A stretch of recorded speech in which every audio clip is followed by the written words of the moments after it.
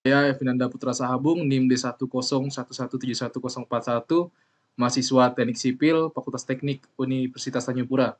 Di sini saya akan memaparkan seminar tugas akhir saya yang berjudul Kajian Optimasi Pondasi Tiang Pancang dan Pondasi Tiang Bor pada proyek pembangunan Rumah Sakit Baru Siantan, Kota Pontianak.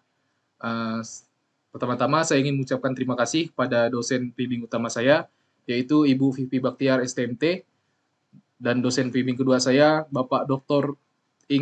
Insinyur Eka Priyadi MT. Dan kepada dosen puji utama saya, Bapak Dr. Renat Insinyur RM Rustamaji MT IPU, serta dosen puji kedua saya, Bapak Insinyur Aprianto MSc.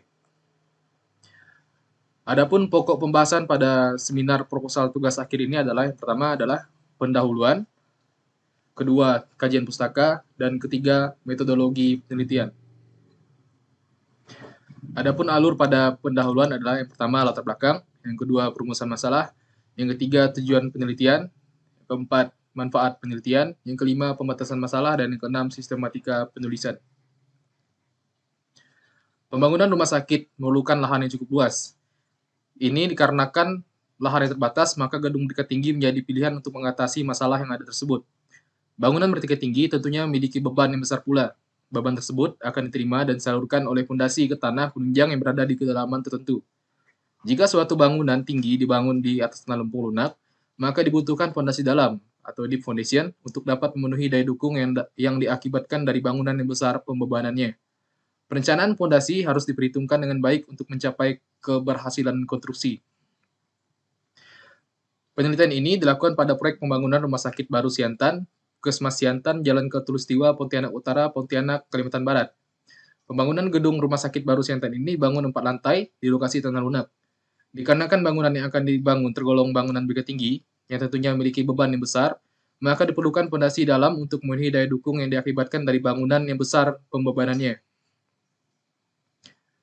Perencanaan fondasi pada pembangunan Rumah Sakit Baru Siantan menggunakan fondasi tiang pancang persegi precast. Tiang pancang sendiri adalah suatu fondasi dalam yang memiliki fungsi menyalurkan beban struktur atas ke lapisan tanah keras di bawahnya. Dalam merencanakan suatu fondasi, dilakukan berbagai metode, baik berupa metode statis, metode dinamik, dan metode elemen hingga untuk mengetahui daya dukung fondasi. Dalam hal ini, penulis memiliki upaya untuk menganalisa ulang perencanaan fondasi dan membandingkan antara fondasi tiang pancang dan fondasi tiang bor dengan tujuan mengoptimalkan penggunaan fondasi dari segi daya dukung dan penurunan yang terjadi, sehingga akan didapatkan jenis fondasi yang optimal sesuai dengan kondisi tanah dan jenis bangunan. Berikut merupakan tampak depan dari Rumah Sakit Umum Daerah Siantan Hilir. Dan ini merupakan tampak kanan. Lanjutkan dengan tampak kiri, tampak belakang. Dan ini merupakan denah fondasi tiang pancang pada gedung utama. Adapun rumusan masalah pada proposal tugas akhir ini adalah yang pertama, bagaimana optimalisasi antara fondasi tiang pancang dan tiang bor. Yang kedua, berapa besar daya dukung fondasi tiang pancang berdasarkan data Con Penetration Test CPT dan Standar Penetration Test SPT. Dan ketiga adalah berapa besar penurunan yang terjadi berdasarkan perhitungan analitis dan program praksis versi 8.6. Tujuan penelitian pada tugas akhir ini adalah membandingkan optimalisasi antara fondasi tiang pancang dan tiang bor, menghitung daya dukung fondasi tiang pancang dan tiang bor berdasarkan data Con Penetration Test CPT dan Standar Penetration Test SPT. Mengetahui penurunan yang terjadi berdasarkan perhitungan analitis dan program praksis versi 8.6. Adapun pembatasan masalah pada tugas akhir ini adalah yaitu perhitungan fondasi dilakukan pada pembangunan Rumah Sakit Baru Siantan Kota Pontianak. Data yang digunakan adalah data uji lapangan institut tes berupa data Con Penetration Test CPT dan Standar Penetration Test SPT untuk perencanaan fondasi serta gambar rencana soft drawing untuk perhitungan struktur atas yang didapat dari pihak konsultan dan kontraktor pembangunan RSUD Baru Siantan. Perhitungan struktur atas menggunakan etaps. Tinjauan hanya dilakukan pada bangunan utama, tidak memperhitungkan beban ground water tank yang ada di lantai 1. Pemilihan fondasi dilakukan dengan membandingkan penggunaan tiang pancang persegi precast 25 x 25 cm, 20 cm x 20 cm, dan tiang bor diameter 30 cm dan 40 cm. Tidak melakukan uji laboratorium terhadap sifat fisis maupun mekanis tanah, tidak melakukan penelitian langsung di lapangan. Analisa perhitungan yang dilakukan berdasarkan studi literatur.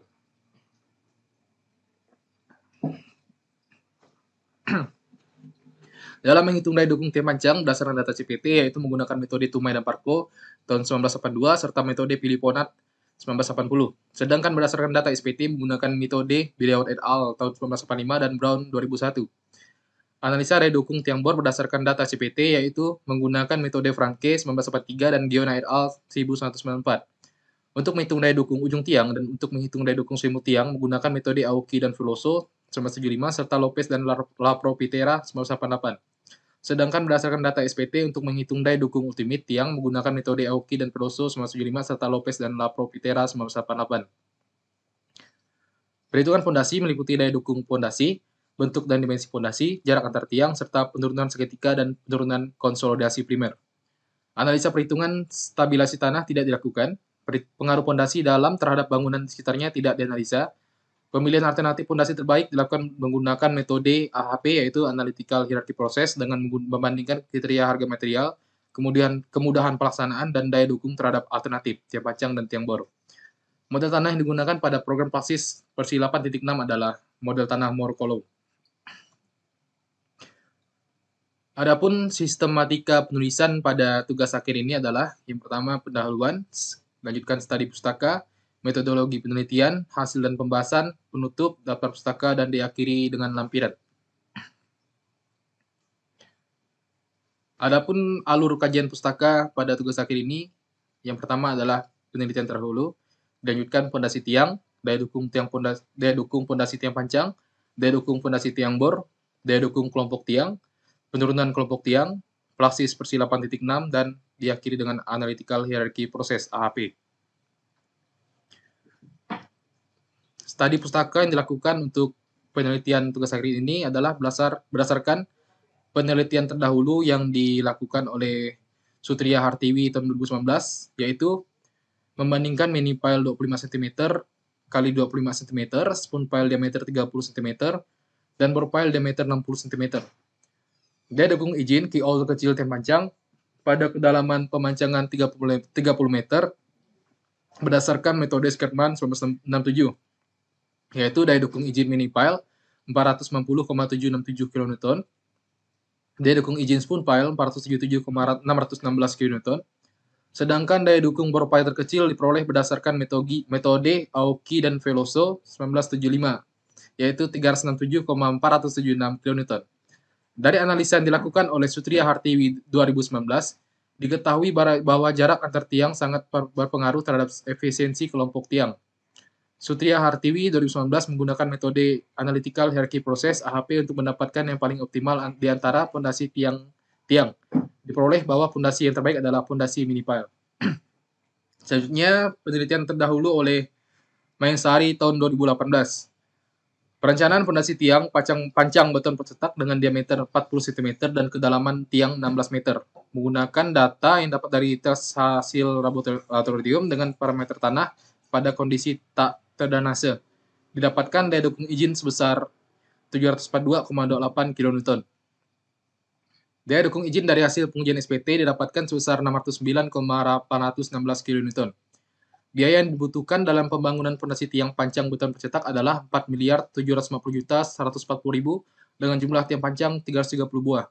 Tiang bor dengan diameter tiang 80 cm dan kedalaman 13,25 meter didapatkan daya dukung izin sebesar 1.884 kN. Biaya yang dibutuhkan sebesar 6.350.000.000 dengan jumlah tiang bor 157 buah. Hasil tersebut menunjukkan dari segi biaya, tiang panjang beton percetak lebih efisien dan ekonomis dibandingkan tiang bor. Fondasi tiang. Fondasi tiang adalah elemen struktur yang berfungsi untuk meneruskan beban ke tanah, baik itu merupakan beban arah vertikal maupun beban arah horizontal.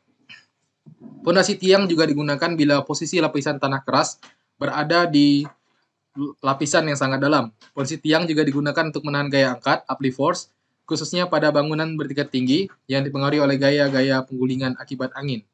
Berdasarkan kategori yang ada, maka fondasi tiang dibagi menjadi kategori sebagai berikut menurut Hardiatmo 2010, yaitu pertama tiang perpindahan besar large displacement pile, tiang perpindahan kecil small displacement pile, tiang tanpa perpindahan non displacement pile. Berdasarkan metode pelaksanaannya, maka tiang dapat diklasifikasikan sebagai berikut menurut Hardiatmo 2010, yaitu tiang panjang, tiang bor, dan tiang kaison.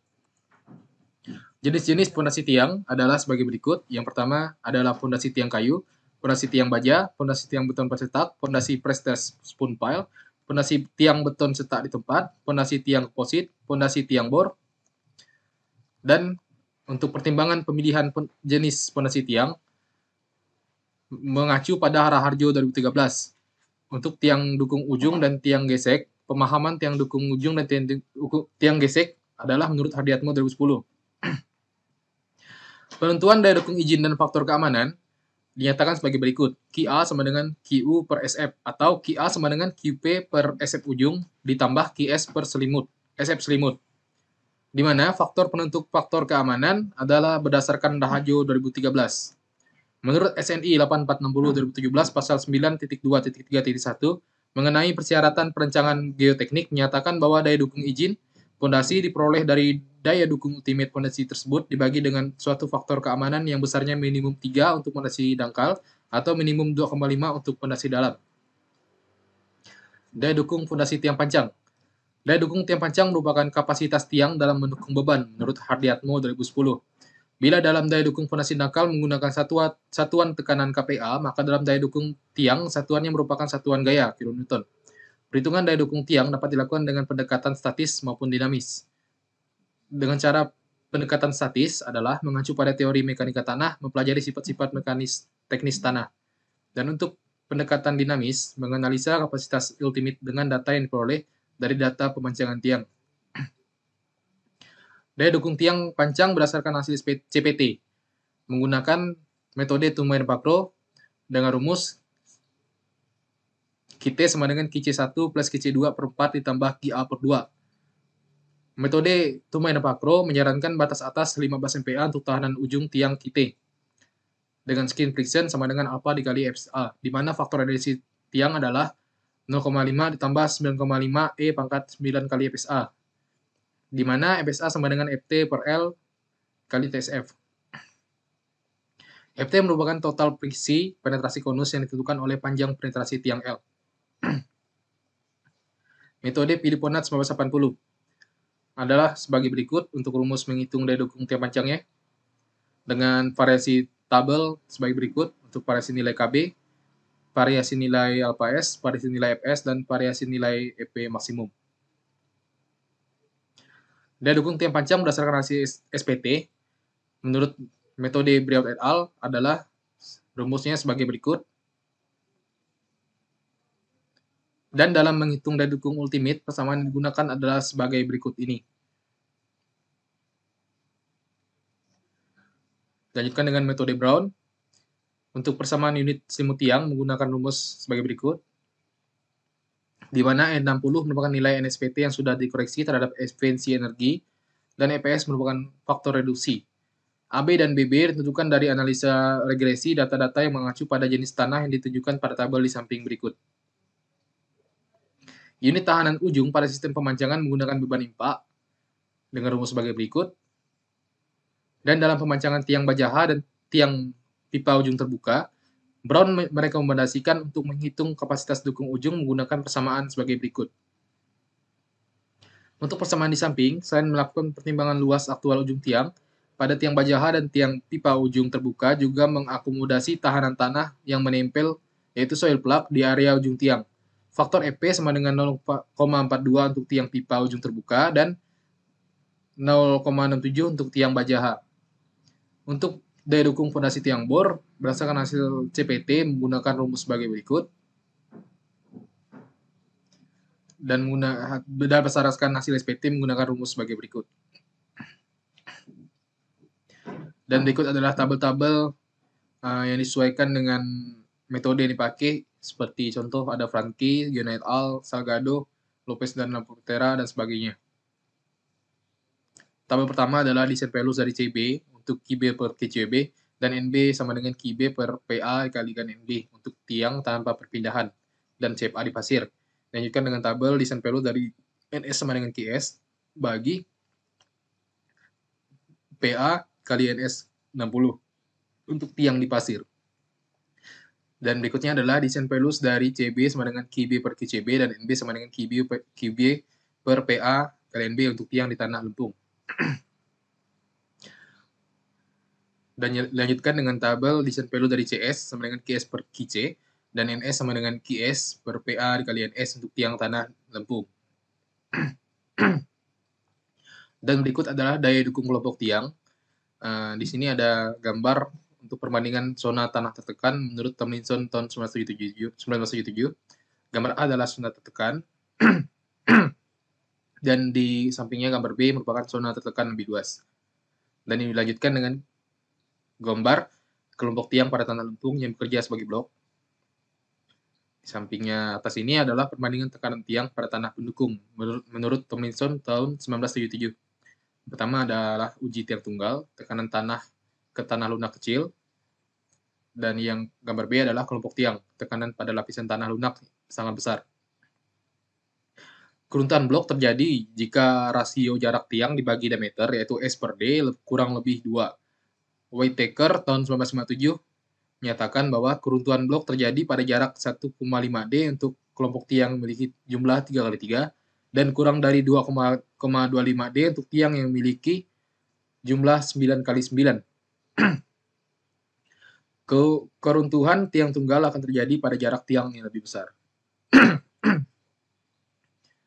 Untuk efisiensi tiang dalam tanah kohesif menggunakan Converse-Labrie formula dengan rumus sebagai berikut. Dan untuk efisiensi kelompok tiangnya adalah dengan rumus sebagai berikut. Menurut SNI 8460 2017 tentang persyaratan perancangan geoteknik, pasal 9.7.1.2 menyatakan bahwa untuk fondasi tiang jarak as ke as tidak boleh kurang dari keliling, dan untuk tiang berbentuk lingkaran tidak boleh kurang dari 2,5 kali diameter tiang. Dan berikut di samping adalah gambar untuk definisi jarak as ke as dalam hitungan efisiensi tiang.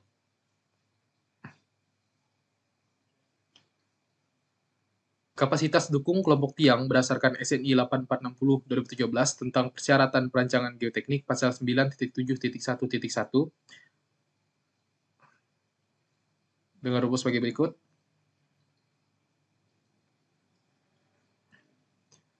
Dan dilanjutkan dengan penurunan kelompok tiang. Yang pertama adalah penurunan kelompok tiang pada tanah pasir menurut metode Pesik tahun 1977 dengan rumus sebagai berikut. Dan dilanjutkan dengan metode Meyerhof tahun 1976 dengan pembagian berdasarkan hasil SPT dan sondir CPT, yaitu dengan SPT adalah sebagai berikut rumus yang digunakan, dan untuk CPT adalah sebagai berikut.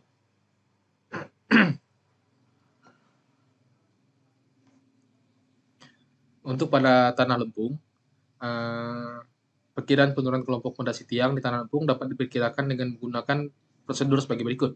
Yang pertama adalah menentukan tegangan kerjanya, yaitu dengan rumus Q sama dengan Q BG kali LG. Beban yang bekerja di atas kelompok tiang dialihkan pada kedalaman 2/3 dari panjang tiang di bawah well cap. Penurunan tanah di atas kedalaman tersebut sangat kecil dan bisa diabaikan. Beban kerja yang sudah dipindahkan tersebut selanjutnya disebarkan ke bawah fondasi tiang dengan mengambil asumsi pola penyebaran vertikal banding horizontal 2:1.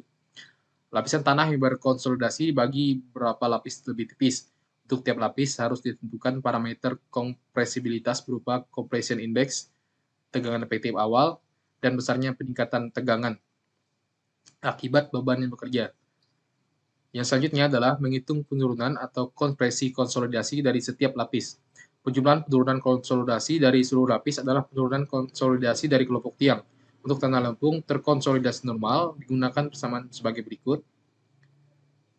Dan jikalau tanah terkonsolidasi berlebihan, maka perlu untuk menggunakan rebound compression index dan harus tinjau terlebih dahulu nilai PXNO plus delta P terhadap tegangan prakonsolidasi atau pre-consolidation pressure di kedalaman yang tinjau. Jika PXNO plus delta P kurang dari sama dengan PC action, maka digunakan persamaan sebagai berikut. Dan jika ternyata PXNO plus delta P kurang lebih sama dengan PXNC, maka penurunan konsolidasi harus dihitung dengan persamaan sebagai berikut. Pada persamaan di atas, delta H adalah ketebalan dari lapis yang ditinjau, sedangkan E0 adalah angka pori yang sesuai dengan PXN0 pada lapis yang ditinjau. Berdasarkan SNI 8460 2017 tentang persyaratan perencanaan geoteknik pasal 9.2.4.3 bahwa penurunan izin kurang dari 15 cm plus B per 600. B di sini dalam satuan cm untuk bangunan tinggi dan bisa dibuktikan struktur atas masih aman. Selanjutnya kita masuk ke Praxis versi 8.6. Aplikasi ini merupakan sebuah praktik program yang disusun berdasarkan metode elemen hingga yang sudah dikembangkan secara khusus untuk melakukan analisa deformasi dan stabilitas dalam bidang rekayasa geoteknik. Metode elemen hingga atau finite element method adalah suatu metode perhitungan yang berdasarkan konsep diskretiasi, yaitu menyederhanakan sebuah elemen kontinu menjadi elemen-elemen yang lebih kecil. Metode elemen hingga dapat digunakan untuk mencari deformasi atau tegangan yang terjadi pada suatu elemen yang disebabkan oleh pengaruh beban dan gaya. Untuk parameter tanah yang digunakan pada Praxis versi 8.6 ini yaitu model tanah Morkolom, di mana perilaku tanah dianggap elastis dengan parameter yang dibutuhkan adalah yang pertama modulus elastisitas, lanjutkan dengan Poisson ratio, surut geser dalam, kohesi, surut dilantasi diasumsikan sama dengan 0, dan berat isi tanah, kilonewton per meter pangkat 3. Adapun metode untuk memilih jenis pondasi yang terbaik adalah dengan analytical hierarchical process. Adapun metode AHP ini dikembangkan oleh Thomas Elsati pada tahun 1970-an. Metode ini adalah suatu model pengambilan keputusan multikria yang bisa membantu kerangka berpikir manusia di mana faktor logika, pengalaman, pengetahuan, emosi, dan rasa dioptimasikan ke dalam suatu proses yang sistematis. Metode ini dipakai dalam memecahkan masalah yang kompleks dan tidak terstruktur ke dalam kelompok-kelompoknya dengan mengatur kelompok tersebut ke dalam suatu hierarki, kemudian memasukkan nilai numerik sebagai pengganti persepsi manusia untuk melakukan perbandingan relatif. Dengan suatu sintesa, maka akan dapat ditentukan elemen mana yang mempunyai otoritas yang paling tinggi. Manfaat dari penggunaan analytical hierarchy process adalah yang pertama memadukan intuisi pemikiran, perasaan, dan penginderaan dalam menganalisa pengambilan keputusan. Memperhitungkan konsistensi dari penilaian yang telah dilakukan dalam membandingkan faktor yang ada. Memudahkan pengukuran dalam elemen, memungkinkan perencanaan ke depan, dan untuk keuntungan-keuntungan yang didapatkan dari metode AHP ini menurut Saati tahun 1993 adalah sebagai berikut. Yang pertama adalah kesatuan, diwujudkan dengan kompleksitas, saling ketergantungan, penyusunan hierarki, pengukuran, konsistensi, sintesis, tawar-menawar, penilaian dan konsensus, serta pengulangan proses. Saati menjelaskan prinsip dasar dalam penyusunan model hierarki analitik dalam AHP ini meliputi yang pertama problem decomposition, yaitu penyusunan hierarki masalah. Penyusunan hierarki diawali dengan identifikasi tujuan, keseluruhan, dan subtujuan. Mencari kriteria untuk memperoleh subtujuan dan dari tujuan keseluruhan. Menyusun subkriteria dari masing-masing kriteria, di mana setiap kriteria dan subkriteria harus spesifik dan menunjukkan tingkat nilai dari parameter atau intensitas variabel. Menentukan perilaku yang terlibat, kebijakan dari pelaku, dan penentuan alternatif sebagai output tujuan yang akan ditentukan prioritasnya. Comparative judgment, penilaian perbandingan berpasangan. Prinsip ini dilakukan dengan membuat penilaian perbandingan berpasangan tentang kepentingan relatif dari dua elemen pada suatu tingkat hierarki tertentu dalam kaitannya dengan tingkat di atasnya dan memberikan bobot numerik berdasarkan perbandingan tersebut. Hasil dari penelitian ini disajikan dalam matriks yang disebut pairwise comparison. Selanjutnya adalah synthesis of priority, penentuan prioritas. Sintesa merupakan tahap untuk mendapatkan bobot bagi setiap elemen hierarki dan elemen alternatif. Karena matriks pairwise comparison terdapat pada setiap tingkat untuk memperoleh global priority, maka sintesis harus dilakukan pada setiap local priority. Prosedur pelaksanaan sintesis berbeda dengan bentuk hierarki, sedangkan pengurutan elemen-elemen menurut kepentingan relatif melalui prosedur sintesis yang dinamakan dengan priority setting. Dilanjutkan dengan logical konsistensi logis. Konsistensi memiliki arti dua makna atau objek yang serupa. Konsistensi dapat didapatkan dari rasio konsistensi, CR, yang merupakan hasil bagi antara indeks konsistensi, CI, dan indeks random, RI. Untuk pemodelan hierarki, analytical hierarchy proses ini adalah sebagai berikut. Bisa dilihat pada gambar untuk alur pengerjaan yang akan dipakai pada pemodelan metode EHP ini. Untuk skala perbandingan berpasangannya, penetapan skala kuantitatif menurut Saati tahun 1993 digunakan untuk menilai perbandingan tingkat kepentingan suatu elemen terhadap elemen lain. Dapat dilihat pada tabel berikut sebagai contohnya untuk intensitas kepentingan, keterangan, dan penjelasannya. Seperti yang pertama, kedua elemen sama pentingnya untuk dua elemen yang punya pengaruh yang sangat besar terhadap tujuan, dan lain sebagainya.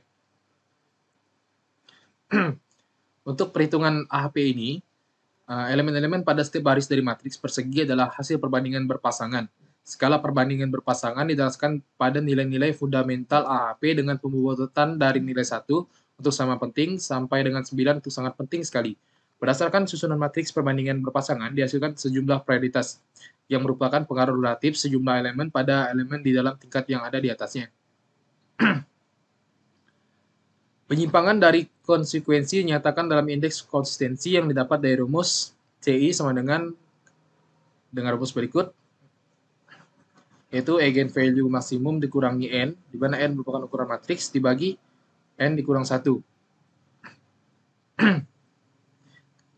Konsistensi indeks CI, matriks random dengan skala penelitian 1 sampai 9, serta kebalikannya sebagai random index RI berdasarkan perhitungan SAATI dengan 500 sampel.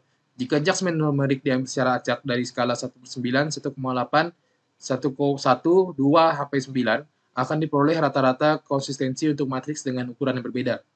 Dapat dilihat pada tabel berikut untuk ukuran matriks dan indeks random yang akan dipakai. Perbandingan antara CI dan RI untuk suatu matriks didefinisikan sebagai konsistensi rasio. Untuk model AHP matriks perbandingan dapat diterima bila nilai rasio konsistensinya tidak lebih dari 0,1 atau sama dengan 0,1.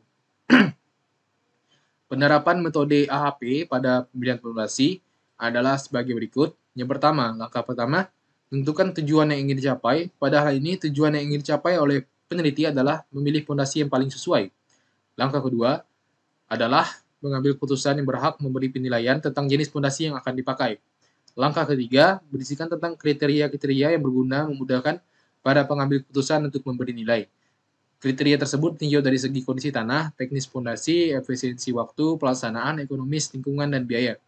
Langkah keempat, pada level ini adalah membagi kriteria-kriteria, subkriteria yang terdapat pada langkah 3. Hal ini dilakukan agar mendapatkan besaran nilai yang sederhana, sehingga memudahkan dalam mendapatkan besaran nilai yang sangat sederhana, sehingga mudah peneliti untuk memasuki level selanjutnya. Dan langkah terakhir adalah langkah kelima, bukan langkah terendah dari AP yang berisi hasil dari keseluruhan di atas. Sekarang kita masuk ke metodologi penelitian. Pada metodologi penelitian adalah sebagai berikut alurnya yang dipakai. Yang pertama, data umum proyek. Kedua, karakteristik tanah. Lanjutkan dengan parameter tanah untuk plasis porsi 8.6. Kemudian data teknis tiang panjang, tahap penelitian, dana fondasi gedung, dan diagram alir penelitian. Pada penelitian ini menggunakan proyek pembangunan rumah sakit baru yang berlokasi di Rumah Sakit Umum Daerah Siantan Hilir, Jalan Katulistiwa, Pontianak Utara. Dengan pemilik proyek adalah pemerintah Kota Pontianak dengan nilai kontrak 49.207.406.754 rupiah. Konsultan perencana pada proyek ini adalah PT Borneo Jasa Konstruksi, dan untuk kontraktor pelaksananya adalah PT HK Utama. Untuk konsultan pengawasnya adalah PT Borneo Jasa Konstruksi. Berikut ada gambar lokasi yang ditinjau, yaitu Puskesmas Siantan Hilir. Dan berikut adalah gambar dari proyek yang ditinjau, sudah sampai pada tahap ini. Dengan bangunan 4 lantai. Dan ini adalah tabel untuk karakteristik tanah berdasarkan data penetration test, di mana memakai data kedalaman dan nilai QC serta FS dari masing-masing CPT. Berikut merupakan kedalaman 4,20 sampai 13, kedalaman 13,20 sampai 22, kedalaman 22,20 sampai dengan 26. Dan berikut merupakan kurva gabungan nilai QC terhadap kedalaman. Dari kurva gabungan nilai QC terhadap kedalaman menunjukkan bahwa data CPT1 memiliki sifat tanah yang pesimis, jika dibandingkan nilai KC yang lainnya. Dengan nilai KC sebesar 19 kg per cm kuadrat pada kedalaman 26 meter, jika dibandingkan dengan data HPT pada titik lainnya. Dari kurva tersebut, data yang digunakan adalah dalam analisa redukung fondasi adalah data CPT-01. Dan berikut adalah karakteristik tanah berdasarkan data standar penetration test, yaitu bisa dilihat di sini ada data DB01, DB02, dan DB03. Ada keterangan kedalaman, jenis tanah, dan NSPT untuk masing-masing kedalaman. Dan berikut merupakan kurva gabungan nilai NSPT terhadap kedalaman.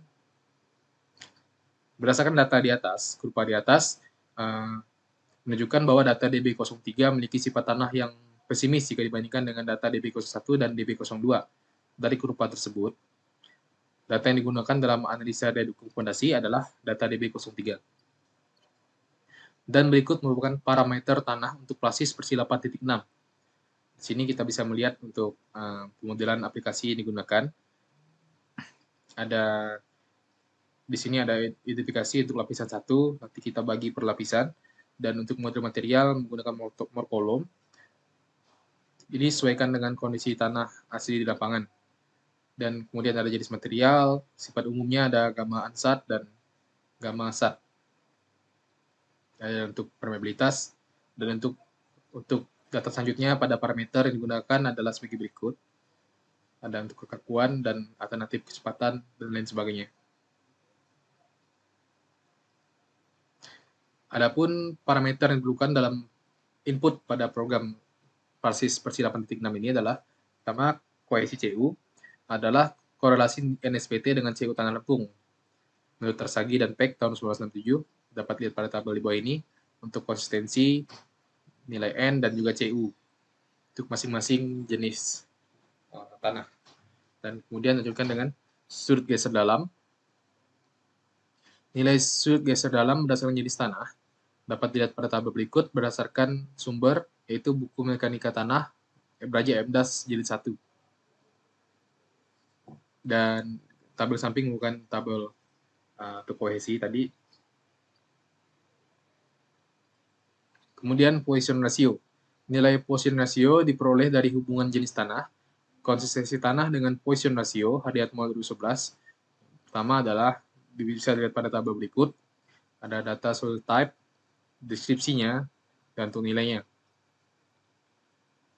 Untuk modulis elastisitas, Boles memberikan persamaan yang dihasilkan dari pengumpulan data sortir sebagai berikut. ES sama dengan 3 kali KC untuk pasir, ES sama dengan 2 sampai dengan 8 kali KC untuk lempung, dan nilai modulus elastisitas yang dihubungkan dengan nilai NSPT sebagai berikut. EB sama dengan 6 dalam kurung N plus 5 tutup kurung K per feet kuadrat untuk pasir belempung, dan EB sama dengan 10 kalikan dalam kurung N plus 10 tutup kurung K per feet kuadrat untuk pasir.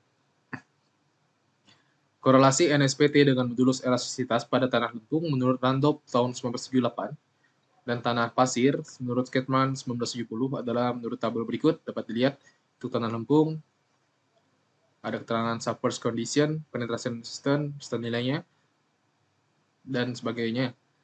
Kemudian untuk tanah pasir ada juga untuk submerged condition, penetration resistance range, friction angle, friction ratio, penetration relative density, Young's modulus range, dan shear modulus range beserta nilainya. Dan untuk sudut dilantasi merupakan sudut yang bergantung dari kepadatan dan sudut geser dalam tanah pasiran. Apabila sudut geser dalam besarnya kurang dari 30 derajat, maka sudut dilantasi sama dengan 0. Begitu pula pada tanah lempung. Sudut dilantasi sama dengan 0. Berat volume tanah. Nilai berat volume tanah jenuh, gamma sat, dan berat volume tanah kering, gamma dry, dapat ditentukan berdasarkan jenis tanah. Untuk jenis tanah kerikil, contohnya gamma satnya yang digunakan adalah 20-22 dan gamma dry-nya 15-17 dan seterusnya. Untuk tanah pasir, lanau, dan lempung. Adapun data teknis tiang pancang digunakan pada penelitian ini adalah yang pertama untuk tiang pancang merupakan tiang pancang mini pile 0,25 meter kalikan 0,25 meter dan tiang pancang dimensi 0,20 meter kalikan 0,20 meter Tiang panjangnya merupakan tiang panjang mini file dengan panjang per tiangnya 8 meter, sepanjang 24 meter, yang akan terpancang sedalam 23,2 meter. Dengan mutu beton tiang panjang adalah 35 MPa atau setara dengan K421,69. Untuk data teknis tiang bor yang digunakan pada penelitian ini adalah pondasi tiang bor dengan diameter 30 cm dan tiang bor dengan dimensi 40 cm. Tiang bornya nanti akan dipancang sedalam 23,2 meter. Dengan mutu beton tiang bor adalah FC frame 35 MPa atau setara dengan K421,69. Adapun tahapan penelitian pada tugas akhir ini, yang pertama adalah studi literatur. Studi literatur dilakukan untuk mencari berbagai jenis literatur yang berkaitan dengan permasalahan yang dikaji, baik dalam bentuk buku, tulisan ilmiah, jurnal, dan publikasi elektronik yang berhubungan dengan tugas akhir ini. Kemudian adalah pengumpulan data. Data yang digunakan untuk penelitian ini adalah data sekunder yang didapatkan dari pihak konsultan dan kontraktor pembangunan rumah sakit baru Siantan, Kota Pontianak. Adapun data sekunder itu merupakan data CPT dan SPT yang digunakan untuk menghitung daya dukung dan penurunan pondasi, serta gambar rencana digunakan untuk menghitung struktur atas dari bangunan tersebut sehingga diperoleh besar beban yang akan digunakan dalam perhitungan pondasi. Kemudian analisa data adalah proses penganalisis data yang diperoleh dengan berbagai jenis literatur yang berhubungan dengan penulisan tugas akhir ini. Dan untuk langkah-langkah perhitungan yang akan dilakukan adalah yang pertama berhitung beban struktur atas, lanjutkan dengan menghitung daya dukung tiang metode analitis, lanjutkan dengan menghitung daya dukung tiang dengan metode elemen hingga menggunakan Plasis versi 8.6, kemudian dilanjutkan dengan menghitung kelompok tiang, menghitung penurunan tiang, dan terakhir adalah memilih pondasi terbaik dan optimal berdasarkan pemilihan putusan analytical hierarchy process. Adapun ini merupakan denah pondasi gedung yang ditandai merupakan titik yang akan ditinjau untuk lokasi pondasi ini pada tugas akhir ini. Ini merupakan diagram alir penelitian. Bisa lihat pada gambar berikut untuk alur-alur pengerjaan. Dan berikut adalah latar pustaka yang digunakan dalam penelitian ini.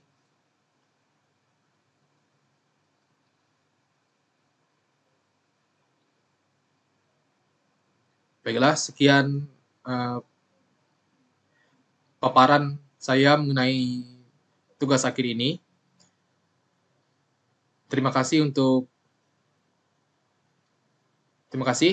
Wassalamualaikum dan salam sejahtera bagi kita semua.